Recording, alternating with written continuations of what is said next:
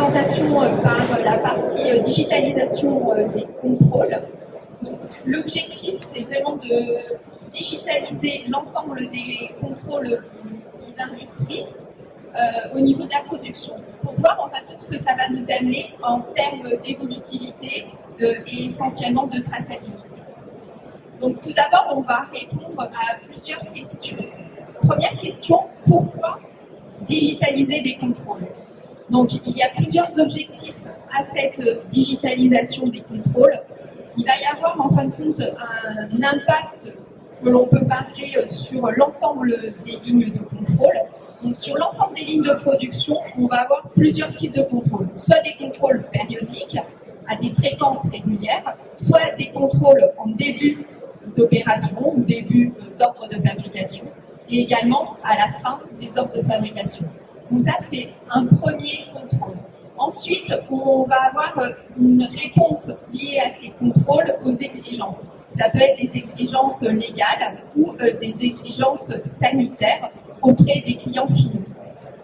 Le troisième enjeu de ces contrôles, c'est le respect de certaines normes. Donc si on parle de la pharma, on va respecter par exemple la 21/11 avec des contrôles, des signatures, des doubles signatures et plusieurs types de contrôles. On abordera également cette partie-là. Et ensuite, c'est la maîtrise de la qualité de nos produits. Donc pour le client final, en fin de compte, déterminer si notre produit correspond aux règles qualité qui nous a été imposées.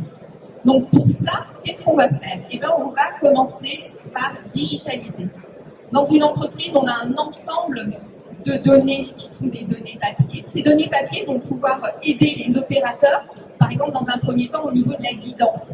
La guidance au niveau de l'industrie, c'est quoi? C'est de guider l'opérateur à certaines étapes de la production. Donc pourquoi? Pour lui afficher, par exemple, des plans, des vidéos, des images qui vont l'aider dans son travail au quotidien. Éviter également la double saisie. En enlevant toute cette partie documentation et papier, nous aurons en fait qu'une seule et unique saisie qui sera une saisie digitale qui sera ensuite tracée directement dans notre base de données. Avoir également des données temps réel. La partie en fin de compte acquisition des données temps réel va nous permettre d'avoir une réactivité à l'instant T. On va pouvoir interagir avec l'ensemble des systèmes via l'acquisition de ces données temps réel. Par exemple, on va acquérir une température et on va pouvoir avoir en temps réel si cette température rentre dans les seuils qu'on se fera fixer. Et la dernière partie de cette digitalisation, c'est l'analyse et les audits. L'objectif, c'est d'avoir une analyse immédiate des résultats via des indicateurs et des KPI et pouvoir avoir un audit également en temps réel, c'est-à-dire pouvoir retrouver directement l'ensemble des contrôles qui ont été effectués sur un ordre de fabrication. Pourquoi, en fin de compte, on va mettre en place ces systèmes de digitalisation? On vient de le voir, maintenant on va voir plutôt le comment et qu'est-ce que l'on va faire. Premier objectif, c'est de mesurer. Donc pour mesurer, ça va être de la saisie qu'on va éviter. La mesure va également passer par des stylos, du papier que l'on va digitaliser, des chronomètres que l'on va enlever également au niveau de la production.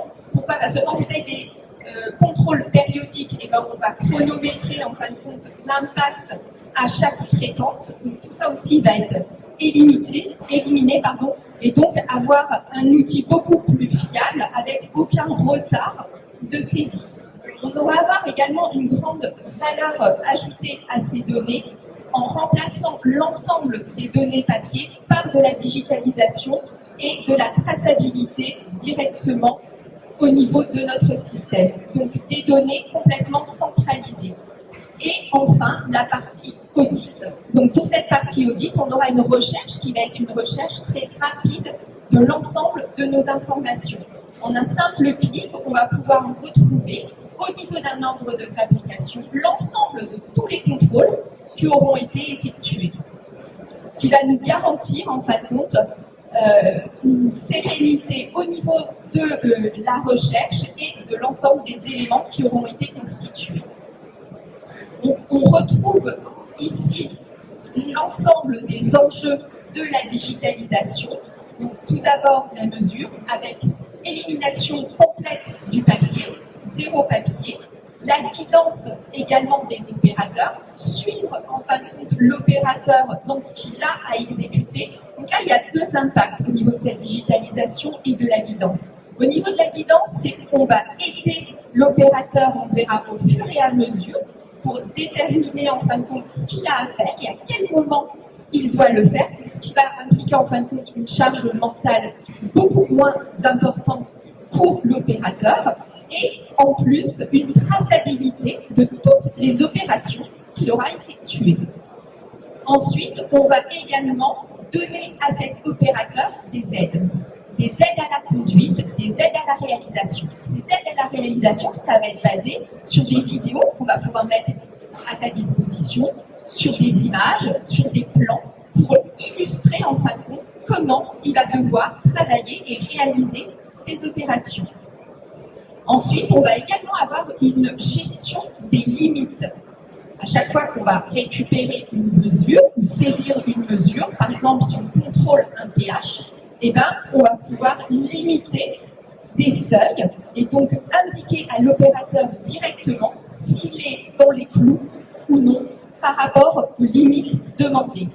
Et ensuite, un format simple et intuitif et moderne via des tablettes, via des smartphones sur lequel il va pouvoir s'interconnecter et puis saisir directement les informations dont on a besoin. Donc, la validation au niveau de la double saisie est complètement éliminée. La visualisation, comme on l'a dit tout à l'heure, en temps réel de l'ensemble de ces données. Une comparaison également temps réel entre ce que l'on souhaite et ce qu'il y a réellement dans notre outil de production. L'accès à distance, l'ensemble de ces contrôles peuvent être accessibles, ou les rapports peuvent être accessibles à distance également. C'est-à-dire que l'opérateur sur sa machine peut saisir des contrôles et ensuite directement le contrôleur qualité depuis ses bureaux peut avoir un accès temps réel pour visualiser les rapports qualité qui auront été générés directement. Forcément, on va obtenir comme gain un gain de temps en évitant la double saisie, un gain également de pertinence des données avec des contrôles directement sur ces données et une sérénité des opérateurs. Pour ça, on va illustrer certaines opérations de contrôle. Donc ça, on voit en fin de compte une industrie à l'heure actuelle sans digitalisation.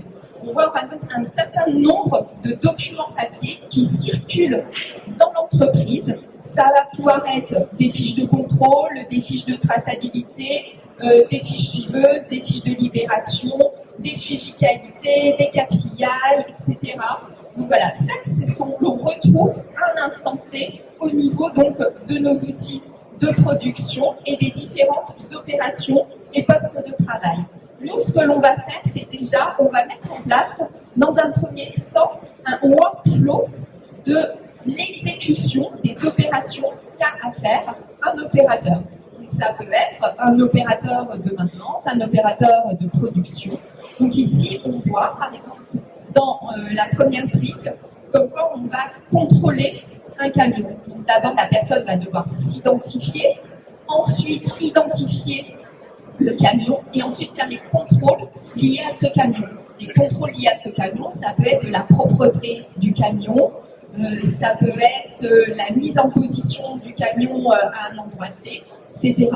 Et ensuite, il va y avoir d'autres types de contrôles. Donc là, on voit qu'on est sur des smartphones et sur le smartphone, on va en fin de compte identifier le contrôle qu'on veut effectuer. On veut, par exemple, contrôler notre camion, et on a l'opérateur, on va lui afficher l'ensemble des contrôles qu'il a à réaliser. Donc ça va être, par exemple, la présence du plomb. Est-ce que le plomb est bien présent ou pas? On va également identifier ce plomb. Donc on va pouvoir scanner en fin de compte cette référence et voir si cette référence est bien stockée dans notre base ou non, si elle est conforme ou non, l'état du camion, s'il est propre ou sale, etc. Donc on va avoir en fin de compte un ensemble de listes d'informations qui seront déjà prédisponibles pour l'opérateur. Un autre exemple que l'on voit ici, c'est plus un exemple de contrôle, mais cette fois-ci sur un container. On a des containers, on réceptionne un container, on va scanner ce container et on va voir si ce container fait partie de la baume ou de la gamme liée à l'ordre de fabrication. Donc on va déjà contrôler si c'est le bon container que l'on a réceptionné. Et ensuite, on va identifier certains contrôles. On va voir par exemple s'il y a l'absence ou non d'une sache en dessous du container, et ça de manière pas à pas pour que l'opérateur ait une vision temps réel de toutes les opérations qu'il a à réaliser. Ici, on voit une ergonomie au niveau de cette digitalisation, mais plus au niveau des ordres de fabrication. On peut avoir l'ensemble de ces ordres de fabrication affichés en fonction de l'opération à réaliser et avoir une interconnexion avec ces ordres de fabrication. C'est-à-dire que ici, sur notre smartphone, quand on va scanner par exemple un container, on va aller récupérer dans notre base l'ordre de fabrication correspondant ainsi que l'ensemble des données pour pouvoir faire une comparaison entre les deux. Ici, vous avez un autre exemple qui est un exemple de prise d'échantillon. Donc là, on a fait le parallèle entre la partie papier. Donc ça, c'est ce qui existait à l'instant T chez notre client. Donc le client avait un papier. Sur ce papier, il avait des prises d'échantillons et il devait annoter au fur et à mesure de la journée les prises d'échantillons si elles étaient conformes ou non, avec en fin de compte des contrôles périodiques. Maintenant, qu'est-ce qu'on propose à l'instant T au client? C'est différent. Ça va être en fin de compte de lui afficher de manière périodique, par exemple toutes les 2 heures. On va lui demander de faire une prise d'échantillon, donc il y a une pop-up qui va s'afficher, et il va devoir valider ou pas si la prise d'échantillon est conforme ou non. Et ensuite, on va retrouver un historique de tous les échantillons qui ont été prélevés avec l'ensemble des contrôles qui auront été effectués. Le contrôle également avant le démarrage, on voit qu'on a plusieurs types de contrôles. Des contrôles au démarrage d'une opération ou au démarrage d'un ordre de fabrication.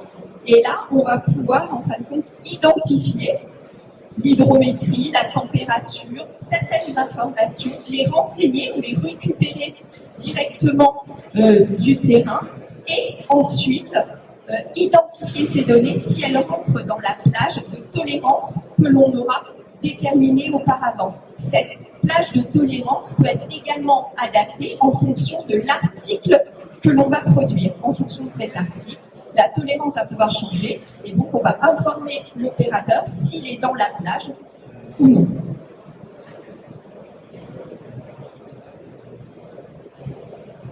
Alors, ici, on est plus sur, maintenant, plus du contrôle, mais plus de la guidance.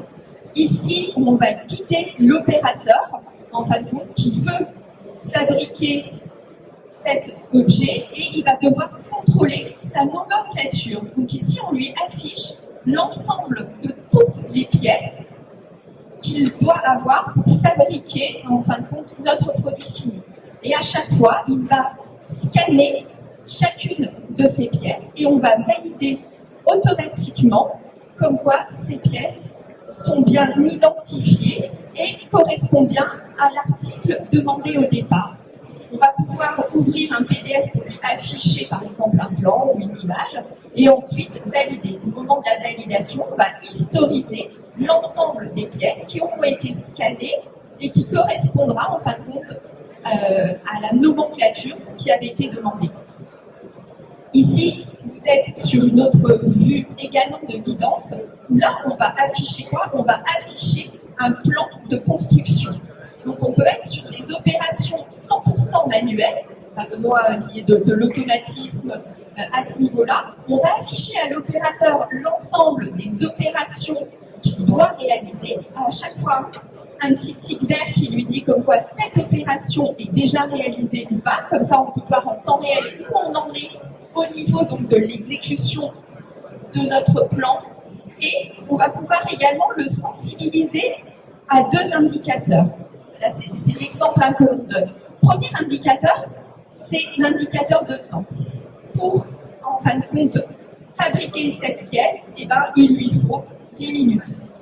Et en fin de compte, on va marquer un curseur qui va lui indiquer s'il est dans la plage ou non du temps estimé théorique. Et ensuite également un indicateur sur le nombre de pièces qu'il doit produire. Là, c'est un indicateur journalier. À l'instant T, il a produit 12 pièces et il doit en produire 20 avant la fin de la journée. Et donc là, il peut voir également s'il est dans le rouge, dans l'orange, dans le jaune ou dans le vert. Donc s'il respecte la cadence qui lui a été fixée. Et ensuite, donc, le plan va l'aider. Donc là, on va avoir une interconnexion directement au niveau de la GED ou au niveau en fin de compte, de documents qui sont sur le réseau pour pouvoir les récupérer en temps réel et les afficher. Plus une notion qui plaît beaucoup à l'ensemble des opérateurs, c'est le post-it virtuel. Donc ce post-it va vous permettre en fin de compte d'annoter des informations qui vont être basculées d'une équipe à l'autre. C'est en fin de compte les anciens post-it que l'on avait, les post-it jaunes, qui maintenant sont dématérialisés ici et qui sont également tracés. L'objectif ici, c'est de tracer qui fait quoi et quand. Donc, de manière automatique, on saura quel est le post-it qui a été mis, par qui il a été mis et où il a été mis. Ici, on est sur de nouveau du contrôle avec de la guidance, où là, on va en fin de compte afficher une image. Sur cette image, on va identifier deux boulons et on va déterminer, en fin de compte, contrôler si ces boulons sont bien positionnés ou pas. Donc là, on aide l'opérateur en affichant une image. Lui va contrôler sur sa pièce si les boulons sont bien positionnés ou non. Et donc ensuite, il va valider son opération et passer à l'étape suivante.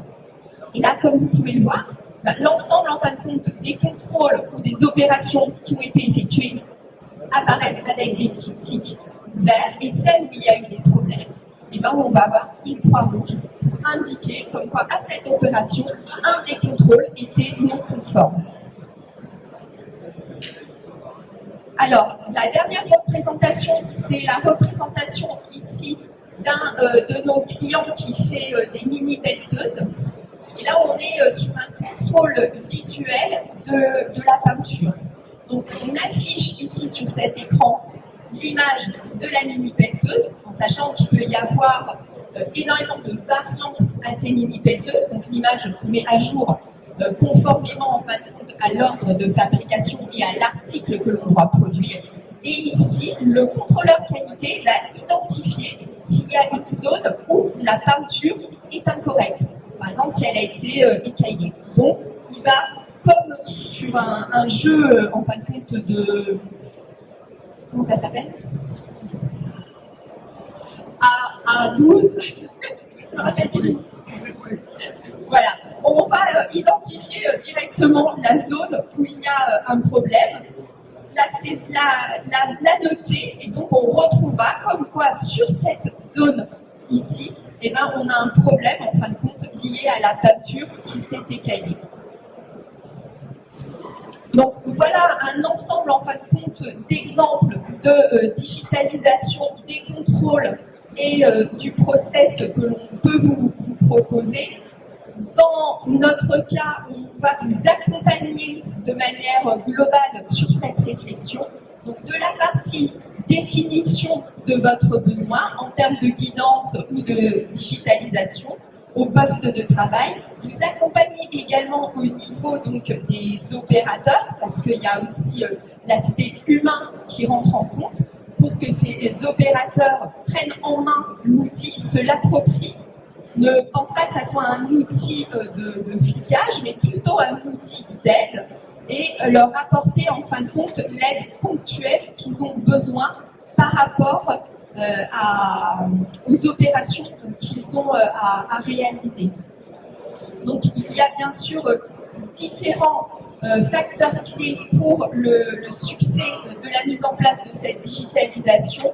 Le premier, c'est le facteur humain et l'implication de l'ensemble des équipes. Ensuite, c'est de mettre en place également plutôt une application pilote sur une ligne, par exemple, de production, un îlot, et ensuite de le déployer. Après, ça peut être également de la synergie au niveau des différentes équipes pour pouvoir transformer le one-shot que l'on aura fait sur un îlot et le déployer après sur l'ensemble des autres lignes.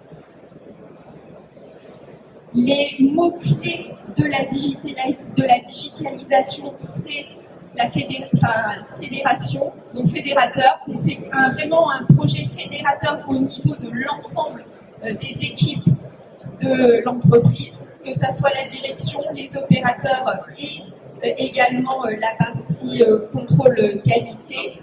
La diminution également de la charge mentale au niveau des opérateurs pour les guider, un gain de temps et l'évolutivité au niveau du système.